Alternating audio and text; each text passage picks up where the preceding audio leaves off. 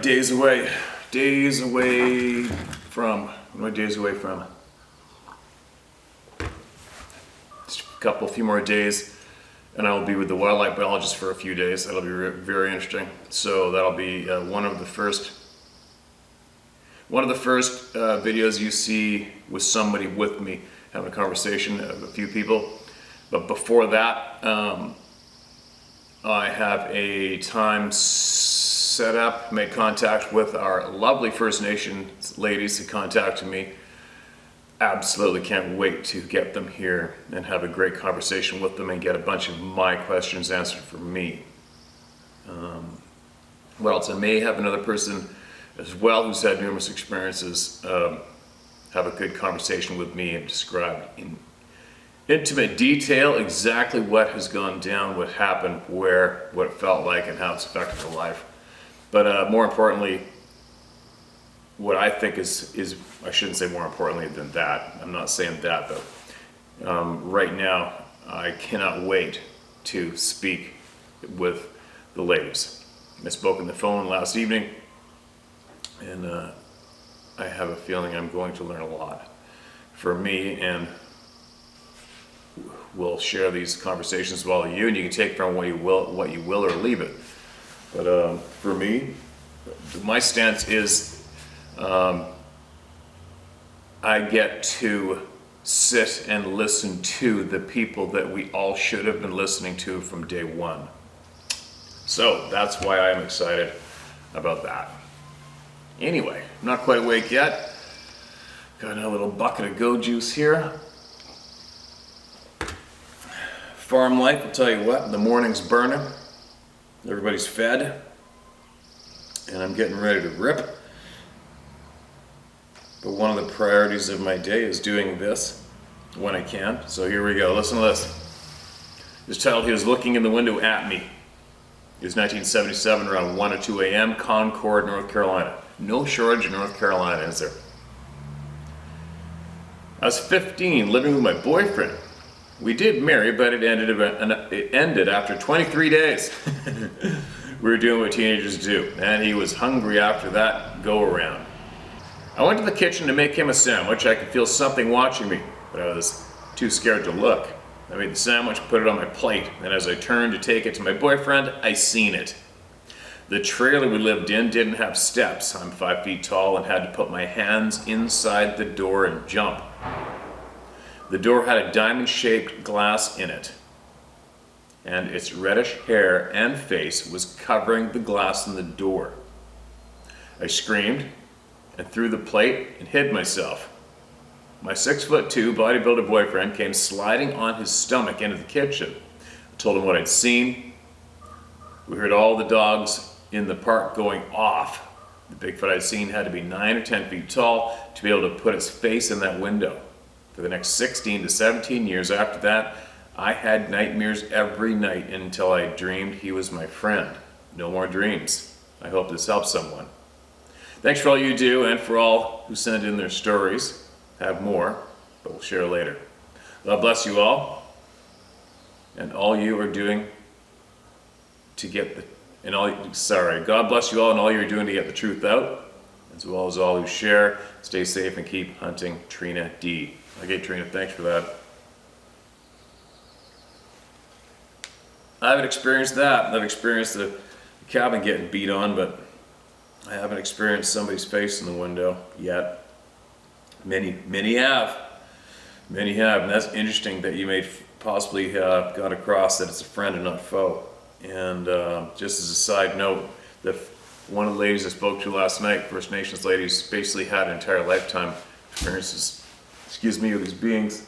She said flat out that they were never ever taught that these beings were ferocious or angry or evil in any way, ever. They were never taught that. But she did hint to that there is other things going on out into the woods, and she'll share that with us shortly. But take note of that. And yeah, I'll save all that for later. My feelings and thoughts on that later. Now, sorry for that. Thanks again for that share. I'm a little all over the map this morning. A little more go juice to get my brain straightened out. Now, listen to this. Sasquatch family and the old log scaling station. Hi Steve, this happened to me in 2004, southeast out of Estacada, Oregon. Estacada or Estacada? Years ago, I had a friend that was a disabled Vietnam veteran, and he needed help in going to the VA hospital in Portland, Oregon. I'm also a Vietnam veteran, 70-71, but was not in the same branch of service as my friend. He's in the Marines and had been wounded up near the DMZ in the late 1960s. He was hit by a grenade, and due to the nature of some of the shrapnel, pieces were still in his body. They could not get it all out.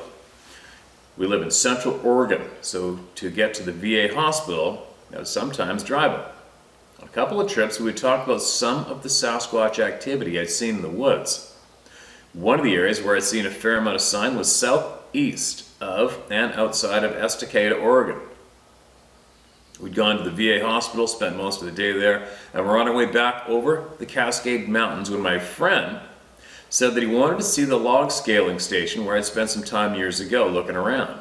There I had once found a dead deer hanging off a branch of a tree 20 feet up in the air.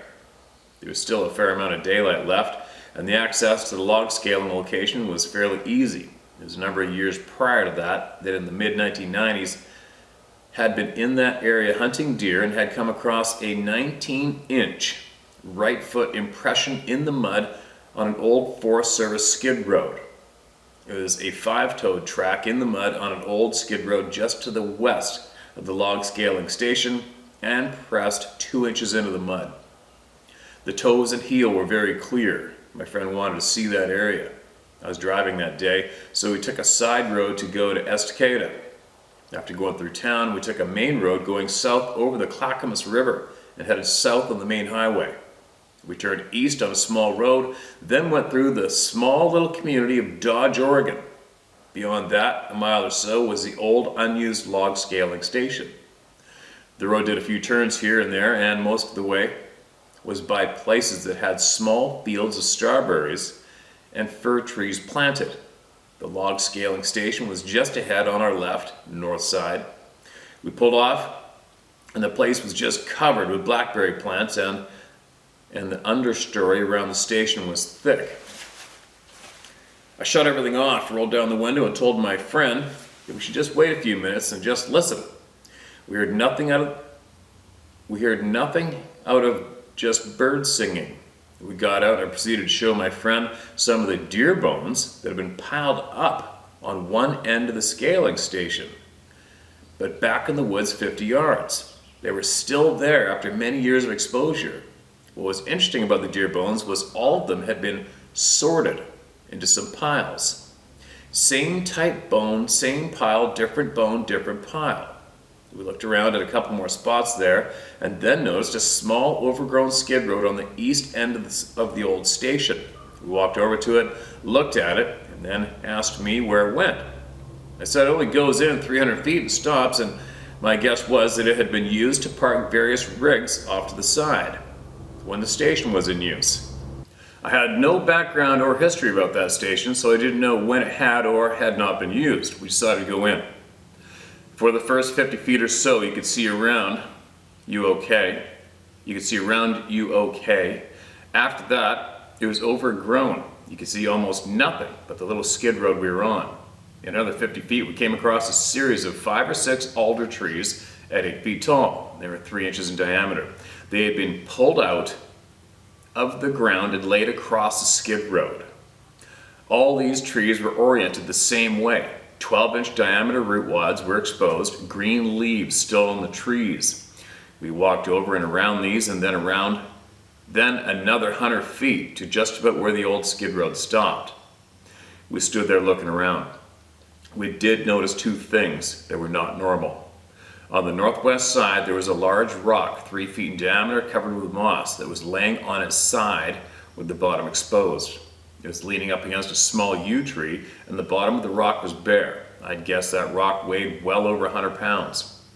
Rocks here and there are not a big concern, but when a creek rock ends up 500 to 600 yards from a known creek bottom, you have to wonder. Next to the rock and slightly above to its left was a small vine maple tree. One of its bottom branches had been twisted around into a complete circle. The size of the vine maple opening was 1 foot. All behind that tree was nothing but heavy berry bushes. I bent down to look at the circle and then asked my friend to take some pictures, as I'd seen this kind of activity before, not too far away. After he took his pictures, I bent down again and was looking through the opening, and I saw a pair of eyes, 3 feet in, looking right back at me. The face was that of a small childlike creature with lots of reddish brown black hair. Its head was pointed on top. It looked at me, then looked back over its left shoulder, then looked back at me again. I looked where it was looking, and there sat another one about the same size right next to it. What was interesting about that was the second one was itself holding an even smaller one in its arms. I stood up, told my friend, and then he looked and he saw them too. We stepped back, not talking or making any noise, and then the very large adult showed itself to us. It was all black, hairy, and had dark, round pupils. The part of our eyes that are white, its were red. It was half upright, half down on its feet. It had its mouth open like it was not pleased that we were there, and I could see its teeth very well. They were all white and very squarish in shape. Its canine teeth were a little bit longer, but flat on top. There were no pointed teeth that I saw. Its arms were spread open, I'd guess at about 8 feet, and each hand had hold of a branch of a tree.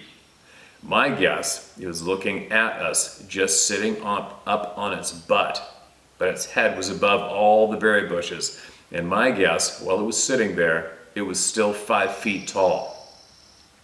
We're standing 10 feet away or less from these creatures. Oh my God. And neither of us felt afraid. I looked at its eyes again, and from either side of the edges of its eyes, you could see where the membranes on the eyes that came, you could see where there were membranes on the eyes that came in. These were not eyelids. They were between the eyes and the eyelid. They were red also. My guess with the membrane in its eyes is they pull those in during daylight to protect their eyes. I'm not a biologist, but I've never seen any creature that had that membrane in its eyes. The hair on top of its head was pointed. Oh, hear that? The hair on top of its head was pointed. Its skin was gray, black color with no hair that I could see on its face or the bottom of its hands. Its lips were narrow/thin, and its nose was not flat nor very wide, but a little wider than ours and shaped the same. Its ears looked to be about the same size as ours, but were set a little higher on its head than ours, or maybe it looked that way due to the size of its massive jaw. Its hands were large, and my estimate was they looked to be twice the size of our hands or more. Neither of us felt threatened. We must have stood there for at least 2 or more minutes, staring at each other. Holy crap, 2 or more minutes at 10 feet or less in the wilds with anything is like 2 lifetimes in time. Now I totally understand why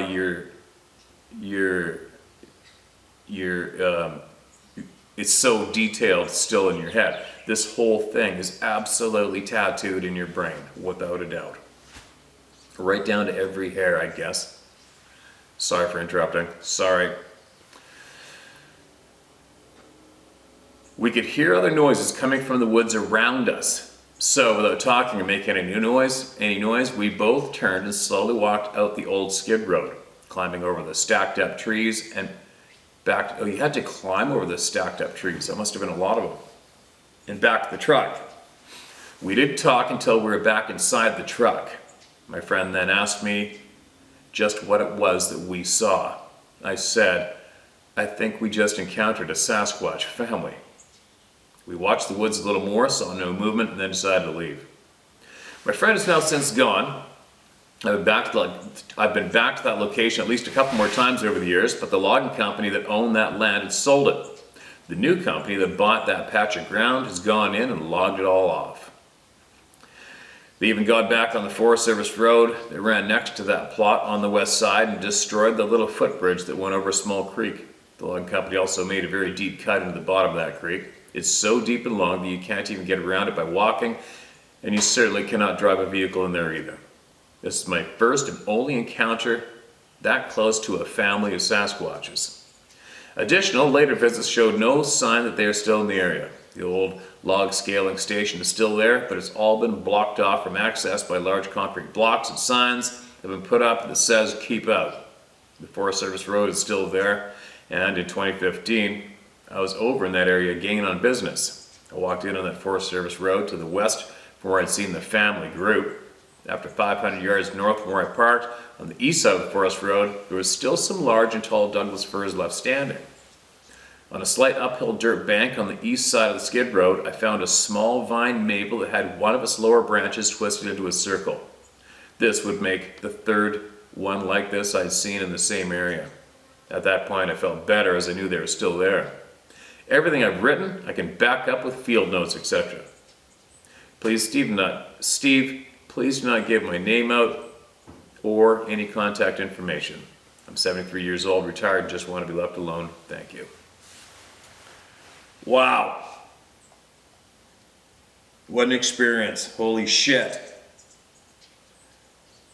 What a frickin' experience. And they let you walk right in there.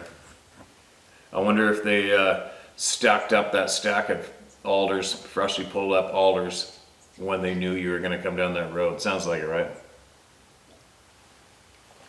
Not a first either. Not a first. It's interesting you said the hair was pointed. You know, when most people describe it as the head was pointed, you said it was the hair. Maybe it's possibly just like a cowlick that we humans get in your hair pattern. Maybe it's a popular pattern that makes their head look pointed. Who knows? I don't know. What an incredible share. Thank you so much for sending that in. And again, if you got anything else you want to share, get it in. Don't hold back anything. It's titled Life, etc. Hey Steve, I've never emailed you before, but I watch intently. My name is Dimitri Gilbert. I have this strong feeling we've met before. I've lived up and down the island all my life. I also grew up in Duncan and Victoria and have an older bro Nick and younger Misha. Anyway, 2008 I was going through a custody case, and every weekend I was going to Port Renfrew and camp with my Pathfinder by myself fishing on the river there. Jordan River, I think. You know, Jordan River is quite a bit before Port Renfrew, as you know. One day there, I heard a voice say to me, I'm hungry. I thought I was effing losing it from all the stress I was going through. So the next weekend I heard the same thing. After a week of thinking about it, I thought it might be a Sabbath because I always believed, and the voice was so clear and loud in my head. So this day I said, why do you come and talk to me? Just don't scare me, please. The rest of the day I kept repeating myself, nothing. So now I was sure I was losing it. So that night I had a couple of beers and went to sleep in my car. 3:30 a.m. I get woken by a voice saying, I'm here. I'm startled awake and say, the F. I look around my car because it was so clear. Nothing. So I say back thinking it was a dream or something, and then I hear, I'm outside. I opened my eyes slowly and got really up and scared because I realized what was going on, and it was a Sabbath outside of my vehicle. Now all I can think is, you idiot, what were you thinking? So I said, please don't scare me. I said, I'm outside. I look around and don't see anything and said, I'm getting out. Please don't scare me. I'm not sure what to expect, so I open the door and the door bumps something as I'm getting out, and I realize that I parked on rocks and there's no trees or bush. My heart sinks because I don't know what to expect. I say, is that you I just hit? Then I feel an effing gigantic hand on my shoulder and drop to my knees thinking nobody knows I'm here. And remember, I didn't think any of this would happen at first when I heard I'm hungry. I never imagined this would happen. I believed, but I didn't believe. Sorry, I digress. Anyway, it F's me up and says hi in a goofy way, so it makes me feel better, and I say, let's go sit down by the back. I open my tailgate, and the light goes on, and this thing is at least 10 feet tall, 800 to 900 pounds, and sits on the ground. And I sit on my tailgate, and I'm looking up at him. I'll write another email to you. This is getting long, and I have MS, so it's hard to concentrate. Thank you for all you do, Steve. You're a good soul. Don't ever let anyone detour you. Godspeed. Well, isn't that just a bit of a tease for all who want to hear more from that one? I don't think I've ever heard anything. I don't think I've heard anything similar to that. Saying hello and come and sit down, and they sit down across from you and you're looking up at it. The size description is definitely familiar, but this is sounding like one hell of a story. I don't know why you wouldn't have finished it, but you want to send the rest in, send the rest in. That was May 17th, 2022, the original. That sounds like a holy shit story. There's no shortage.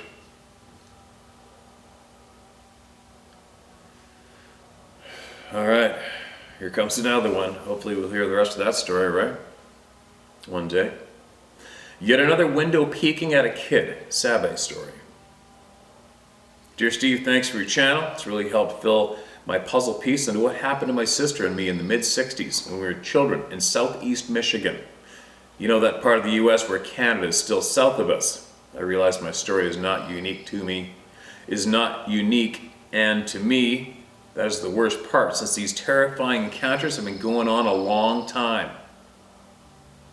We moved into a new subdivision, which had previously been wild areas and was at that time surrounded by farms. Their surrounding land had nice apple trees, a pond, and lots of natural areas. Gosh, I enjoyed being a kid in the 60s, playing in those fields, climbing those apple trees, but I digress. After a while, my sister kept insisting something was looking at her in the window at night. She was terrified. I mean, inconsolable fear. She tried to describe it, and my mom said someone must have been wearing a gorilla mask and pranking her. We weren't even 10 years old, and the window was about 7 feet above the ground. She said it was not a gorilla, like a mask, but gorilla-like and super ugly and not wearing a mask. Each night she felt total terror going to bed because of this thing looking in the window. It didn't come every night, but come enough that my sister was to the point she couldn't function as a normal child. Oh, that sucks. She lived in a state of panic when nighttime came. We shared a room and she begged me to switch bunk beds with her. She was top bunk and it was right next to the window, and I did. After we switched beds, it stopped coming, but this terror impacted her for her entire life in many ways, without a doubt. Of course, we didn't understand what she was going through, and we teased her. I had no idea about the Sabe. Thank you, government, for that. Or that the Sabe liked to peek in the windows of children. Now that I have figured out what it was, thanks to your channel, it really speaks to a lot of the weird things that were going on at that time. Example, we found a very large dugout area, like a hidden giant nest, large enough for a few men to lay down in, and the creepy feelings we often got while tramping through the fields. Heck, we played in that nest, marveling over how nice it was. I know I'm repeating, but this experience really defined her. She never got over it. It never occurred to me it could be a Bigfoot until hearing of other experiences on your channel. I sure wish my sister was still alive so I could finally tell her what it was. Anyway, I know my story is not unique, but I write so you know that your channel is helping many folks finally get answers, some decades old. It disgusts me that the lives of our children are not valued by our government, exemplified by the secrets they keep. My very best to your family, and you know you're making a difference. Patty Urban. P.S. What the heck is going on in Canada? Too much. All right, Patty, appreciate it, and that is really, really shitty that happened to your sister and affected her life, her whole life in a negative way, right? blaming it on the government. I've said it before, I have zero respect for our current government, the system what they've got in place and what it does to everybody. I can only imagine how low a quality life is about to be being dumped upon the future generations right now. It's a real sad state of affairs, but as long as we all keep looking to each other for answers and honesty and knowledge like we are, then we'll get back on track, right? We all have to start reversing what's been hammered into us, is looking to government for the answers, which is it isn't more of a wrong thing to do. It's so wrong. All you have to do to see how absurd that is, just pick out any politician, I don't care where, Canada, US, Britain, one of the worst places in the world for politics. Pick out any one of them. Look into that individual and then ask yourself why you would even dream for 1 second to expect to look to that person for an answer to anything, right? And then times that by every person that's in politics. It doesn't make sense. They're all a bunch of deranged shitbags, every one of them. So, kick them to the curb, kick them to the side, and we all focus on each other. You kick them to the curb, right? We feed off and give each other the strength, the energy, and we keep building it, and we keep answering questions, and then we get more powerful, right? More in control of our own lives. And we make our decisions for us, right? Babbling. I gotta stop myself, I'll tell you what. More goat juice, the little shittens are in here, the horses are right around the corner.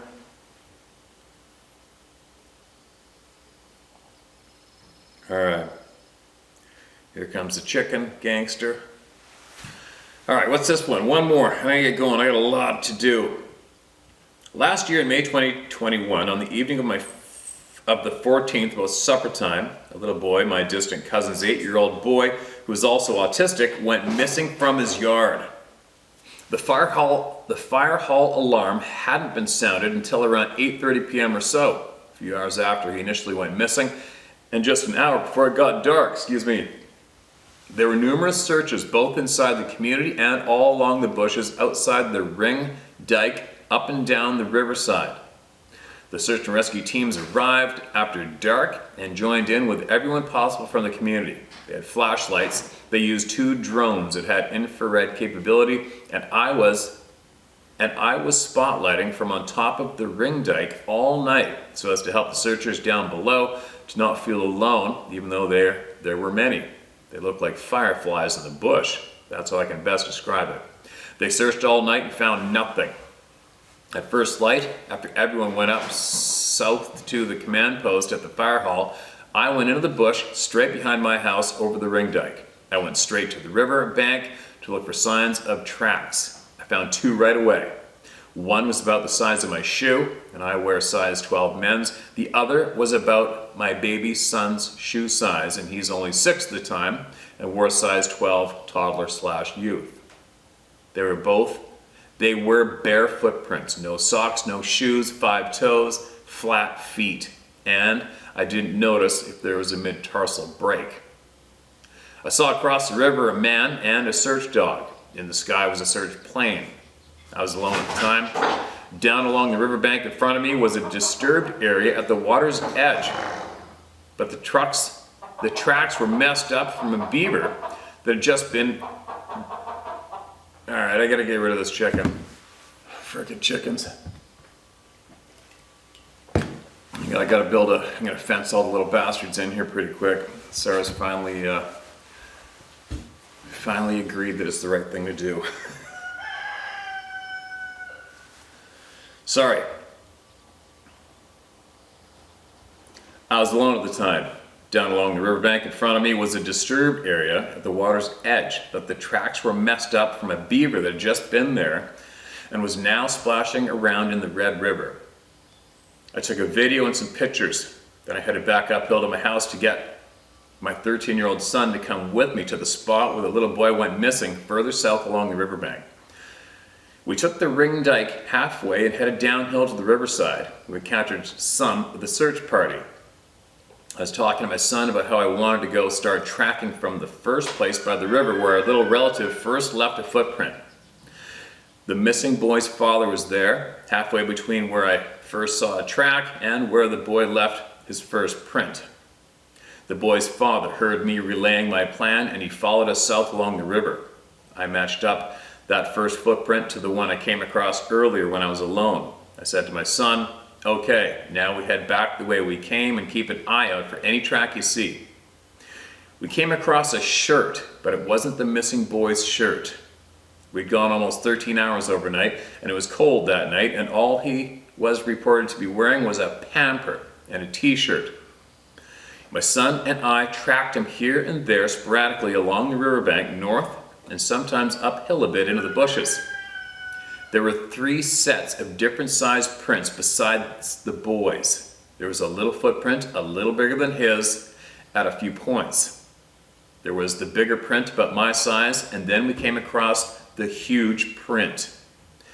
It had been stepped across by one of the searchers who I knew to be wearing cowboy boots, and he was there again in the morning searching from the previous night. I showed my son, and I took a picture of it. We continued on until we came up to the point. It's actually called that too by us locals, the point, where the Red and the Rosau rivers meet, Then we followed the tracks along the Rosau River bank east until we got to the spot where we had last found a small bare footprint. It has to be the missing boys. I took another picture. I took quite a few actually as we went along. But I was continually answering my own son's questions about how I found the trackway and what to look for. It took us roughly 25 minutes from start to finish, going at a real good pace because I knew the searchers were going to resume looking again, and they had already disturbed the trackway the previous night in the darkness. There's 1,000 shoe prints everywhere, making it difficult to find a continuous track. But I have a good eye, and I had a feeling that we were on the same path these 3 footprints took the previous evening. I think they were carrying the little boy most of the way, and also the other little footprint maker. I'm not certain how they got across the river. I hadn't seen any disturbance on the other side of the riverbank anywhere. And this is where our search ended, and we went home as I was up all night and I wanted to get some rest before trying to get across the river to try to find the trackway on that side. I fell asleep, but not before checking the Facebook updates about the search. I read that around 10 a.m. they're going to call everyone back and let everyone know it was going to be turned over to the professionals, and they were saying it would be a recovery mission. I woke up later that afternoon around 2 p.m. or so, and I was relieved to know that the little guy was found by 2 men in a boat a few miles upriver along the eastern side of the bank, hiding in the bushes. In all, the little boy covered 5 miles overnight, barely dressed for the elements, and he was cold but made it out okay. On top of that, he somehow got across the river and through some pretty rough terrain. Sadly, I have to tell you that I deleted all my pictures from that morning due to me sharing them in a Facebook group I was in at the time. I was getting all kinds of questions and requests for more details, and I was afraid the Bigfoot hunters would come to our community and try to harm them. This is my story, and I believe that is what happened to my little relative. I will attach some pictures of the areas with descriptions of the events.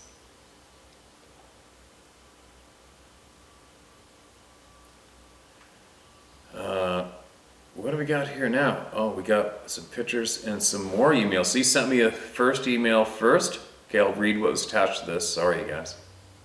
Because there's another email, I think. It says, "Good day, Steve. My name is Jamie, and I'm in Ojibwe from Manitoba. I've been a follower since I came across your hunting videos when the pandemic started. I was interested in learning more about how to hunt and watching you do your thing. Then you started the Bigfoot videos. I was very intrigued by that, and I watch every day now. My 9-year-old daughter watches with me too. We love your channel."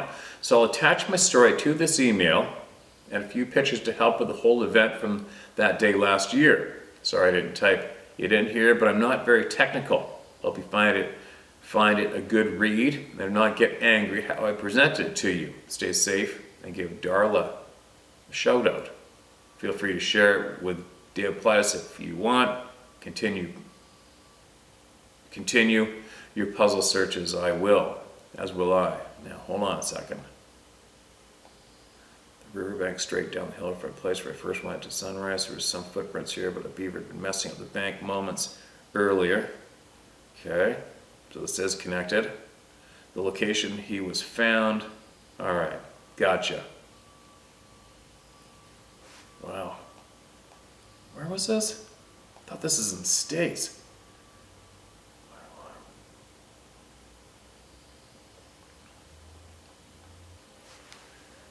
Okay, I got you, man. I got the photos. It all makes sense to me now. And that's one hell of a story.